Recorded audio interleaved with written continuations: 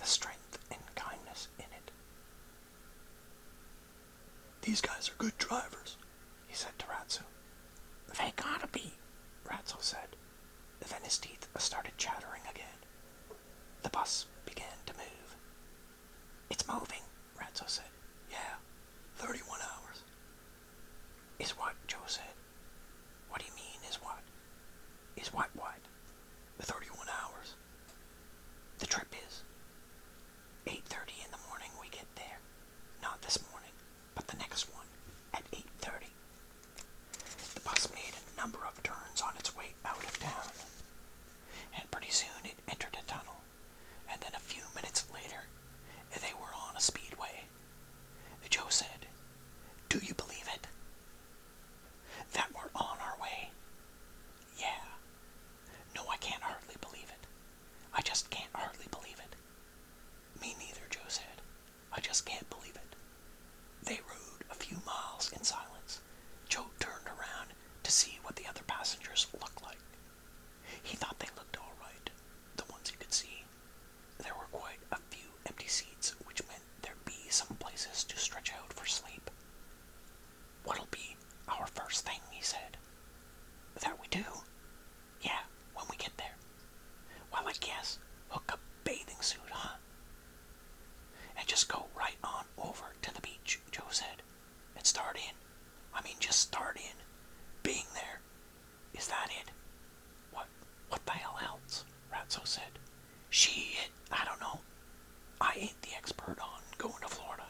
I don't know what the hell you, do and all. So I just asked. But Christ, I'm sorry I opened my mouth. Why don't you quit shivering?" "I can't help it. That's why," Ratso said. When some more miles had gone by, he said, "You get your first palm tree in South Carolina." "How do you know that?" "I was told that." "By who?" Joe wanted to know. "This guy. That's who." "Well, to hell with South Carolina," Joe said. "We going to Florida, and if you have to shiver, why don't you pull the blankets up more?" "Hey, what's the matter with you already?" Joe said there was nothing the matter with him, and for the next mile or so he was aware of Ratso's eye on him. And then Ratso leaned in close and beckoned Joe with his hand. They put their heads together, and Ratso whispered, "You didn't kill him, did you?" Joe backed away at once, but just far enough to show Ratso the urgency in his eye as he whispered, "Shut up! Shut up! Shut up!" He took a quick glance at the woman across the aisle. She was asleep, her head against the window. Ratso said, "You can tell me." Joe leaned in again and whispered, "All I done was stick the phone in his mouth. I told you that. And it went dut." He made a noise with his tongue against the roof of his mouth, like that. "I know. But listen," Ratso said. "You got blood on your jacket." "From his nose. From his nose, I told you. He had a bloody nose. You trying to get me all nervous or what?" "No, I just wanted to know. Can I ask?" "Yeah, but why? Why?" "You think blood has to mean somebody's dead?" They were silent for a moment. And then Joe said, "You think a guy could get a telephone stuck in his mouth?" "No, no." "And then that person choked to death?" I said, "No, it's an impossibility." "Now see how your mind is," Ratso said. "You're gonna think about that. You shouldn't think about that. Think about Florida." Ratso pulled the blanket up around his neck and settled into his pillow.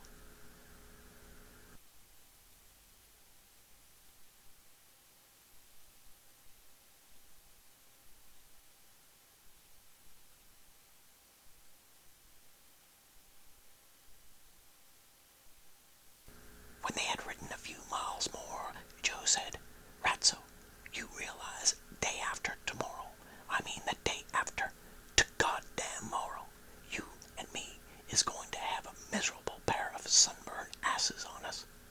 Don't that grab you it does, mate. Ratso was silent. Don't it? Joe said. Ratso was looking at him, frowning, and he was touching his teeth with his fingers. Joe said, What's the matter? I just wondered is all. What? How'd you get it past his teeth? Joe was furious.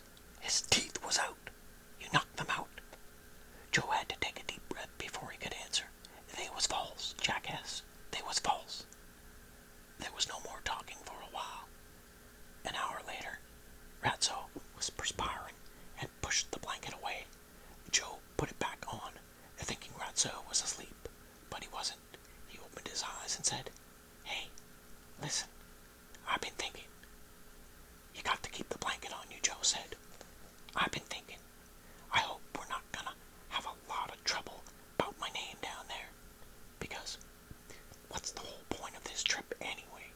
I mean, New York is one thing, but can you see this guy? Imagine it. He's running around on a goddamn beach, and he's all suntanned, and he's going in swimming and all, and then somebody hollers, Hey, Ratso, at him. Does that sound good to you? Admit it. It sounds like shit, and I'm not gonna have it. I'm Rico altogether. Do you blame me? Hey, look, this blanket is making me too hot. I'm sweating like a pig already. Oh, I see, Joe said. Well then, take it off.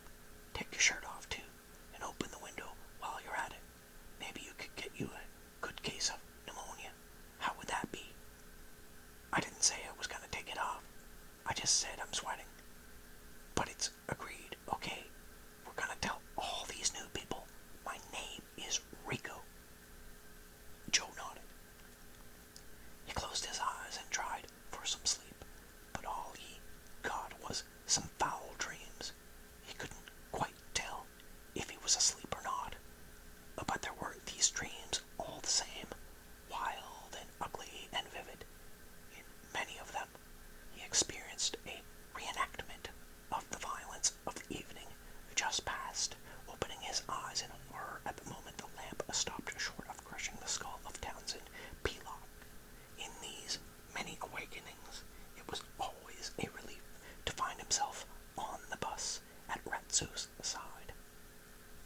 And then he began to have a number of these half-awake dreams in which Sally Buck's old boyfriend, Woodsy Niles, was a dead man. The Woodsy dreams took place right there on the bus, and they seemed real in every particular. The cowboy's corpse went through every kind of caper imaginable. In one of them, it was propped up in the driver's seat operating the bus on hairpin roads, and the passengers were screaming, Help! Help! The driver is dead! The driver is dead! In another of these terrible dreams, the bus arrived in Miami, and all the passengers took their suitcases off the rack and left. All but one. The driver saw him there, apparently asleep in the seat near the back, and went down the aisle to awaken him. And then, Shit, he said. I believe I got a corpse on my hands here. At this point, Joe recognized himself as the driver, and the corpse as his old friend Woodsy. He picked up Woodsy's body and began to sing to it the last roundup softly and slowly, half lullaby, half requiem. After these death dreams, Joe would awaken and study Ratso for signs of life, placing his hand under his nose to feel the breath coming out. At one such moment, Ratso woke up. He looked at Joe and said, What the fuck are you doing? Joe just laughed. It was about 3:30 in the morning, and they were having their first rest stop somewhere in Maryland. Many of the passengers were asleep. Ratso said he wanted to stay on the bus. Joe got off and brought back some coffee in cartons. They sat there smoking cigarettes and sipping their coffee. Listen, Joe, we got to talk about something, Ratso said. When you was gone, I tried to get up, but he shrugged, and then he shook his head and frowned. His face was grave. I couldn't. Joe listened. It's serious, Ratso said. I mean,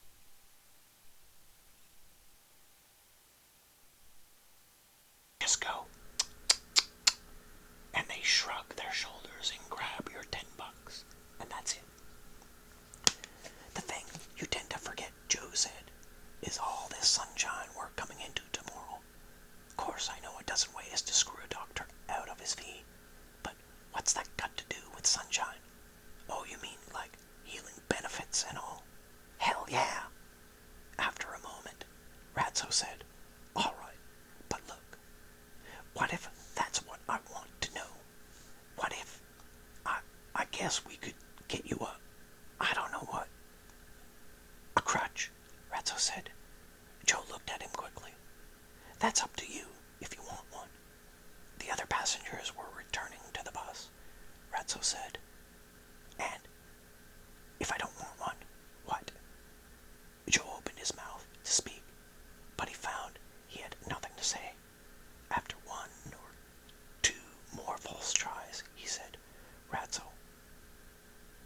I mean Rico, when we get to Miami, I'm fixing to go work.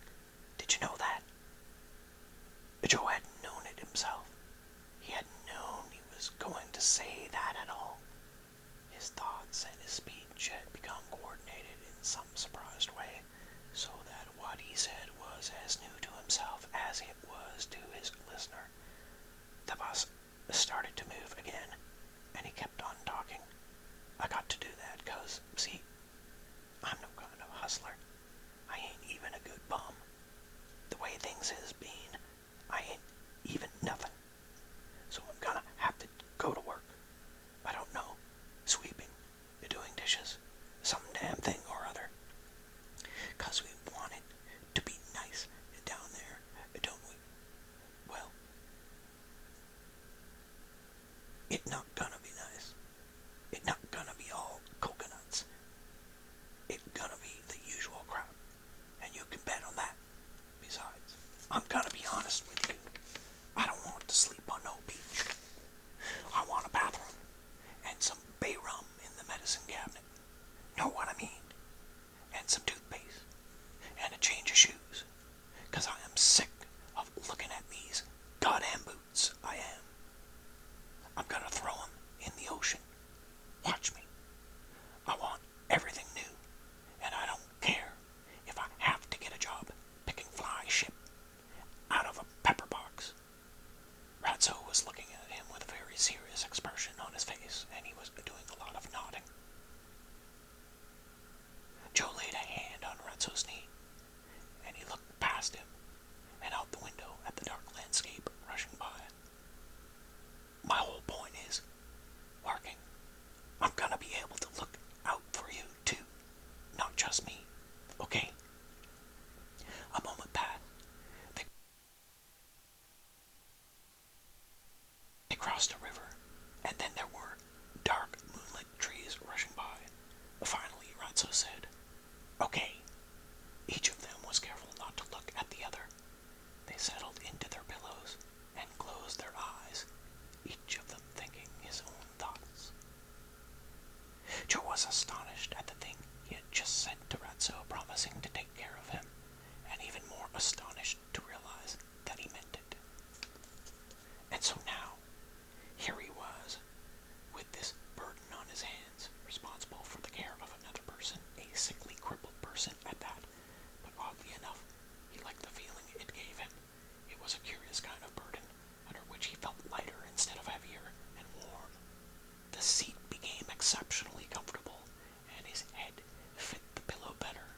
He felt joined to everything that touched him, and pretty soon he fell asleep, dreaming his golden people dream. But there was a startling difference in it. They were marching to rodeo music, a wild march beat, and the rope of light that bound the people in their trip around the earth was on this night of a special brilliance and clarity, so that Joe was able to see the actual features on the face of the marchers. The one that caught his interest was the face of a cowboy swinging a lariat made of the same golden stuff that bound all the marchers. He looked hard, very hard at the face of the cowboy, longing to get his attention, and disturbed more and more by an ever-increasing sense of familiarity with what he saw, and lo and behold, there came a moment in which he knew the face of the cowboy to be none other than his own. He was in the line with everyone else. Finding himself in such a remarkable situation surprised him into wakefulness. A cool, wintry dawn was coming in the window, washing everything with its own colors.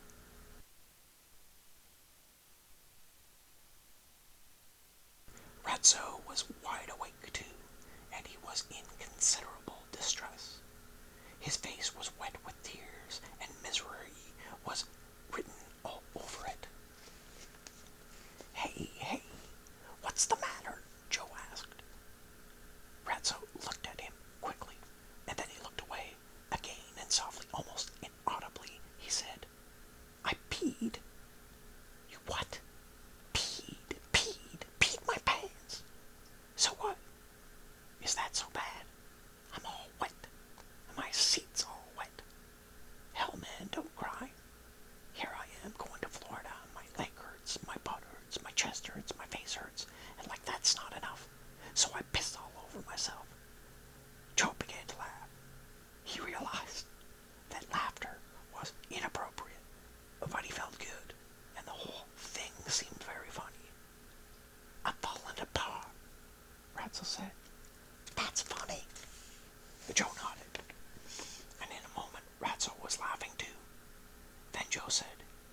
just had you a little rest stop that wasn't on the schedule."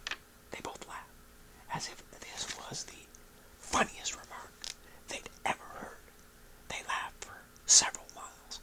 Ratzo's face turned blue, and his eyes were wild and bloodshot, and he complained that it hurt him to laugh so. But when he showed signs of letting up, Joe would speak out some new comment on the scatological aspects of Ratzo's misery, and they would laugh some more. The last 3 or 4 remarks were clearly not very funny, but they enjoyed the laughing just the same. Then Ratzo started to cough and choke, and he had to lean forward while Joe patted him on the back. After this seizure, Ratzo was weak and drowsy. His spirit had been quieted, but the interval of laughter had been exhausted. Joe told him there were plenty of empty seats, that they would find a dry one at the next stop, and he promised that in one of these towns they would be able to buy some new trousers.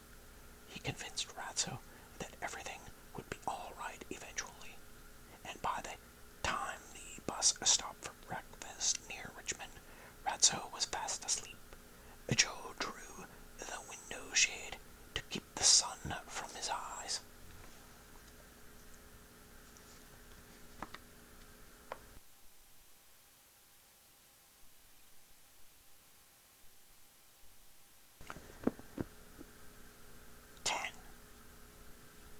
A few seconds later, when Joe stepped off the bus, he was surprised to find that the special quality of the dawn was spreading itself into the entire morning.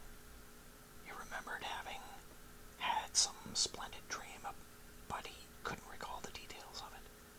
There was this almost painful prettiness about the day. Even the air was pungent with it, and he supposed it all had to do with being out of New York City. In the restaurant, he ordered blueberry pancakes and a cup of coffee, and while he was waiting, he was caught by some swift and profound emotion, which he mistook for sadness. The feeling became so intense in him, he thought he was going to have to vomit. He hurried back to the men's room, locked himself into one of the booths, and bent over the toilet. He put his fingers into his throat, but nothing came out but air. Then he started to cry. This surprised him. He wondered what these tears were all about on a day when he had been feeling so good. Soon they stopped. He blew his nose. Then he went back into the restaurant and ate his breakfast. The pancakes were good, but after the first bite, he forgot to savor them, for some of the special quality of the morning had seeped right into the restaurant, so that all the while he ate, he thought about the day he was having, instead of the food. Even ended up leaving half his coffee to go out there and get right into the thick of it. It was an awesome thing, this Saturday morning. It had simply taken over everything. Joe felt he could have reached out and closed his fingers around it. But what made it this way? He walked over to the edge of the parking lot and looked at the ground.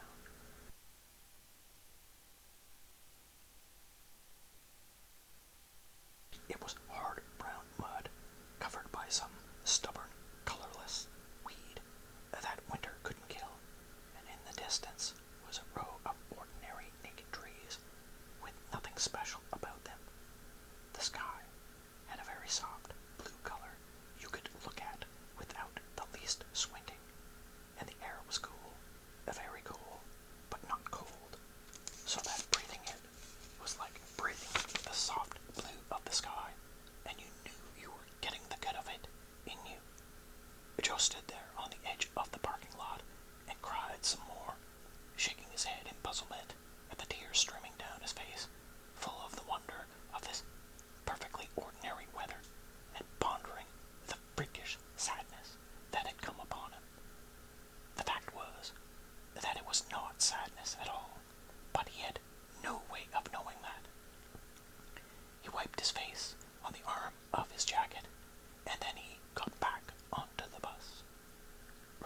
was still sleeping.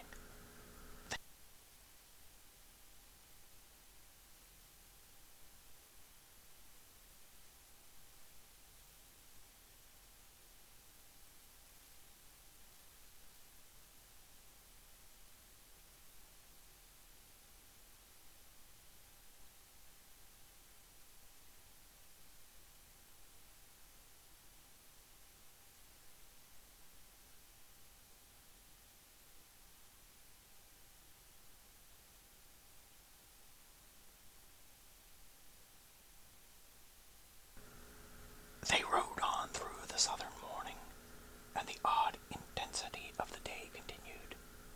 Each little town they passed through seemed to have such a Saturday things going on in it.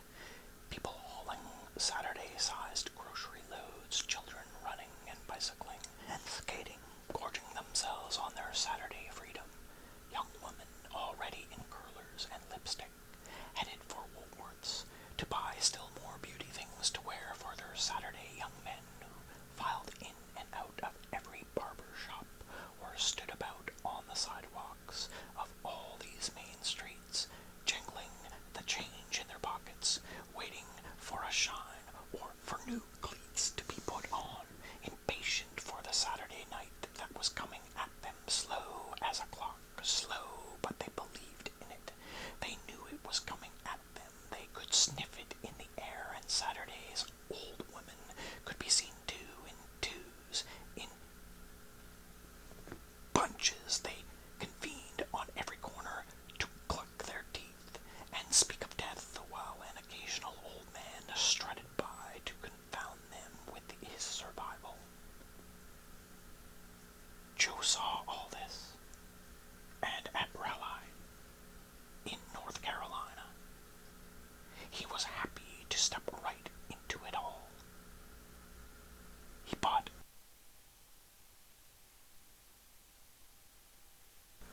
bought new corduroy trousers for Ratso at a dry goods store near the depot, and for himself a cheap make-do jacket, a dark blue one with white buttons. He told himself it was make-do, but he liked it all right, and he placed the stained one in a trash receptacle. Joe tried to move Ratso off the bus so that he could take him into the men's room and help him change his trousers, but Ratso wouldn't wake up. Joe tried to rouse him by telling him they would soon reach South Carolina, and it would be time to keep an eye peeled for the first palm tree, but Ratso was unresponsive. He did open his eyes for a moment, but he didn't seem to be seeing anything with them. 2 hours later, at Bennettsville, while most of the other passengers were off the bus, stretching and having coffee and using the facilities, Joe carried Ratso to the back seat of the bus. The long underwear was wet too, and removing it was a chore. Ratso was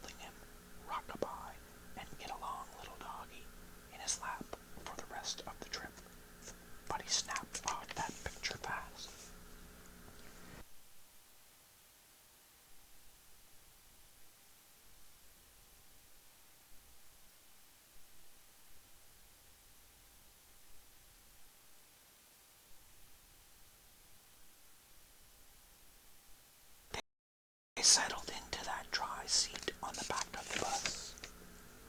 And then they rode on some more, rode on through more and more miles of this Saturday day that was as rich and mysterious as a memory.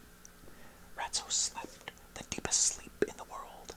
Joel told himself that this was a healing sleep, and by the time they reached Savannah, the sun had set, and it was time for dinner. And still Ratso slept.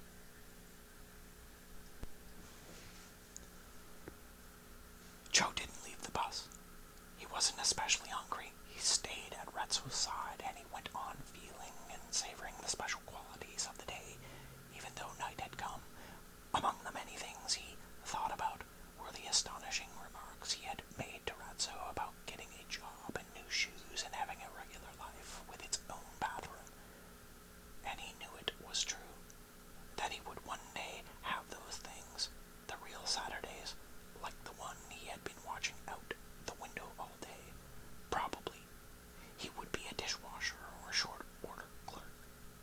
There would be other people working in the same place with him, and at first they wouldn't look at him. They wouldn't realize he was just like them, one of them in fact, but gradually they would get the idea.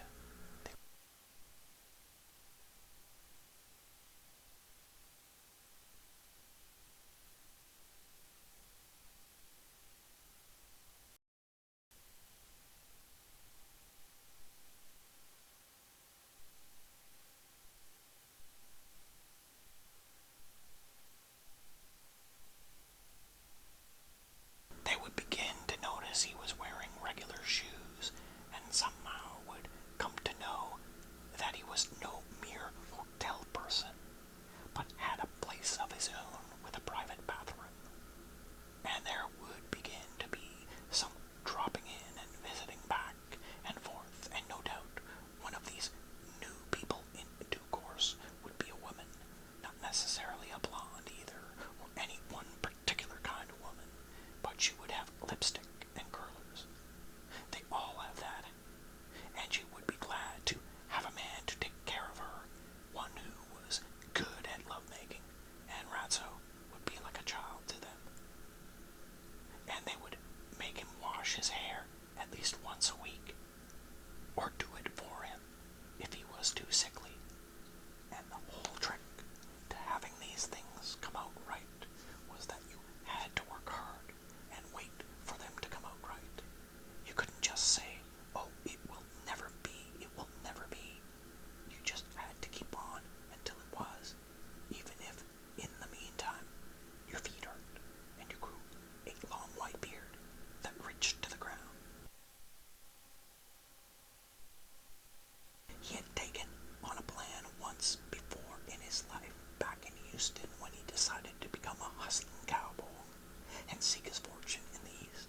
Well, he had carried that out. He had become a hustling cowboy, and he had sought his fortune. There just wasn't any there, but he had sought it, and that was the whole point. And now, at this time, maybe there wouldn't be any ordinary life for him, but he would goddamn well do some seeking, and go on stubborn and hard-assed about it till the day he died. It occurred to him that he was doing some thinking without the aid of a mirror, and he wondered if that wasn't some kind of an improvement. He slept through the rest of the stops that night. He heard one driver say Jacksonville, and then he heard an altogether new driver announce Daytona, but he was only half awake. He was having a pretty deep sleep, considering it was a bus. The only thing he couldn't remember from the night were those 2 calls for towns, and yet it was not surprising in the morning to awaken and find what he found. Ratso's body had an abandoned look, rear end half off of the seat, a back bent at an awful angle, head slumped to the side in a breakneck position, arms splayed out like useless sticks, eyes wide open and not seeing a single thing.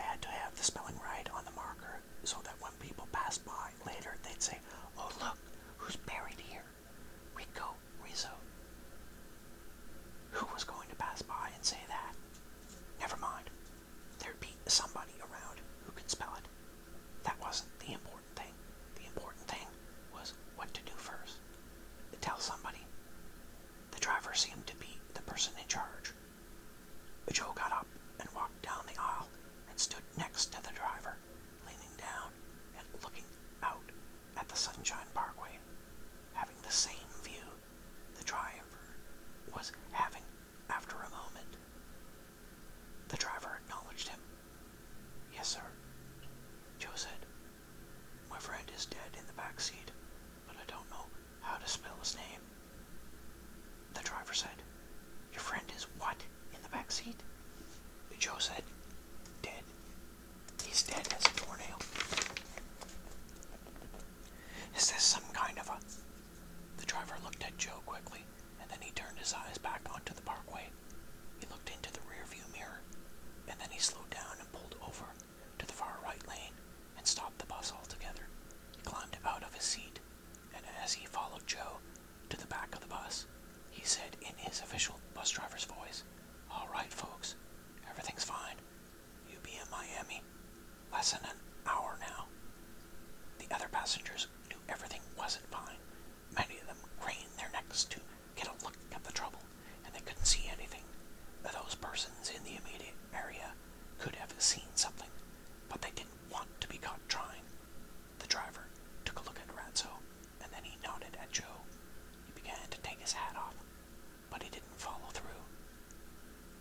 "Is he kin to you?" he asked Joe. Joe nodded. Then the driver said, "Don't you want to close his eyes?" "Close them. You just reach over and you close them, that's all." Joe closed Ratso's eyes. "Well," said the driver uncomfortably, "I guess we'll just drive on, right? There isn't anything else to do." Joe said, "Yes, sir." The driver made another announcement. "Just a little sickness, folks. Nothing serious. We'll be in Miami." He consulted his watch. 40 minutes.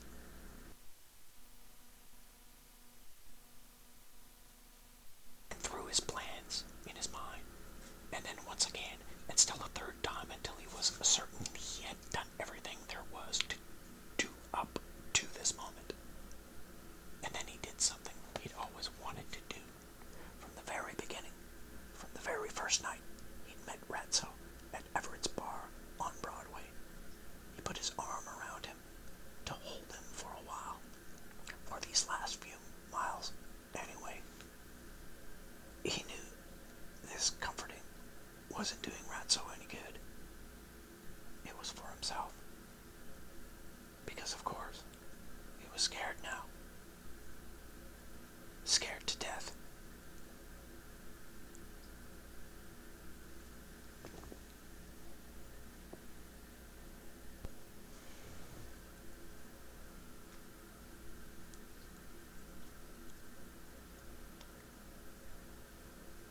The end.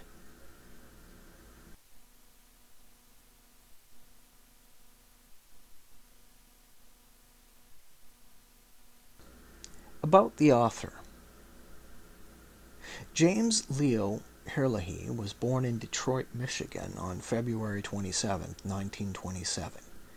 From 1947 to 48, he attended Black Mountain College in North Carolina, where he studied art, music, and literature. After an aptitude test indicated that his abilities might lie in the theater, Herlihy moved to California and attended the Pasadena Playhouse College from 1948 to 1950. Over the next 4 years, Herlihy performed in about 50 plays in theaters along the West Coast. In the early 60s, he became a member of the Theater Company of Boston, and he continued acting off and on throughout his life. In 1953, Herlihy collaborated with his teacher William Noble on the play Blue Denim, which had a successful run on Broadway in 1958 and was adapted into a film in 1959. From 1953 to 1958, Herlihy wrote scripts for television. A trio of Herlihy's one-act plays collected under the title Stop You're Killing Me, 1970, included Terrible Jim Fetch, produced in 1965, A Bad Bad Jojo, produced in 1969, and Laughs, etc., produced in 1973. Herlihy was also successful as a fiction writer. In 1952, the Paris Review published one of his short stories that would become the title work of his 1959 collection, The Sleep of a Baby, Filbertson, and Other Stories. His first novel, All Fall Down, was published in 1960, and 1965 saw the appearance of Midnight Cowboy, which was adapted into an Academy Award-winning film.